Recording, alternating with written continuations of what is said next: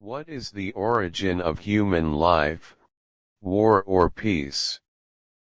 An old, renewed question.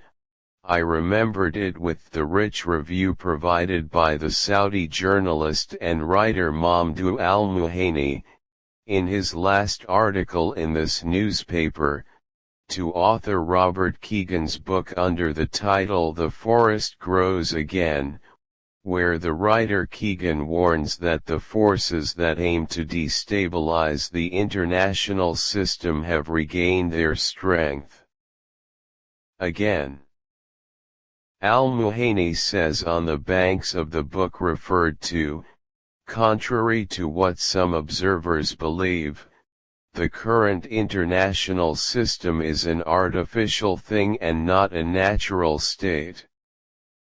The natural state is that there are always conflicting forces.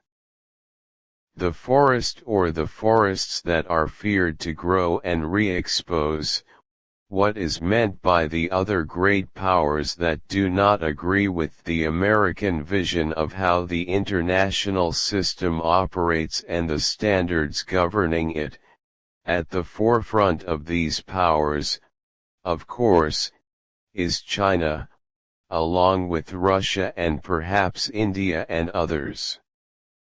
Since the end of World War II, Washington has preserved a good era of world peace, and provided an opportunity for the flourishing of sciences, arts, and civilized communication.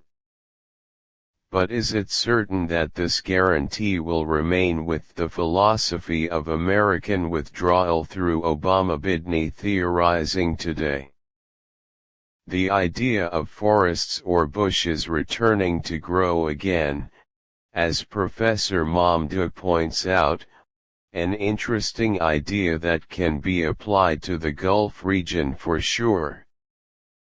The peace and economic prosperity it is experiencing is not natural, but it is made by the forces that are fighting terrorist organizations and sectarian militias, and the interference by external forces in the affairs of the region. It is not difficult to imagine the alternative. Iraq, Lebanon, Yemen, and their peoples are suffering because of the state's inability to mow the overgrown forests inside them. Returning to the question, which is the origin, peace, or war in human life? We return to the great American history thinker Will Durant, who explained this issue in an article entitled The Lesson of War. Durant says, war is one of the constants of history, it has not diminished with civilization and democracy. Of the 21st years after the last 3,400 years of recorded history, there are only 268 years without war. Heraclitus said, war is the father of everything. War, or competition, is everything, and it is the effective origin of ideas, inventions, institutions, and states. As for peace, it is an unstable equilibrium, which can only be maintained by acceptable superiority or equivalent force. Then Durant returns, presenting the controversy of war and peace, and talks about the ridicule generals and rulers of every century, with rare exceptions such as Ashoka and Augustus, at the staunch hatred of the philosophers towards war. So what prevented France and Spain from becoming Muslims other than the victory of Charles Martel in the Battle of Tours? In the year 732, What would have happened to our ancient heritage if arms had not protected it against the invasions of the Mongols and the Tatars?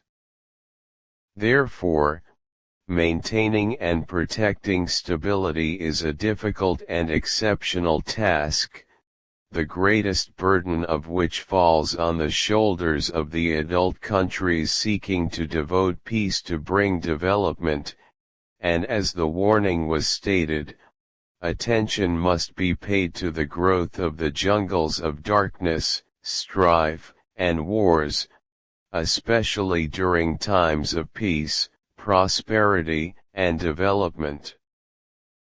Peace is more difficult than war.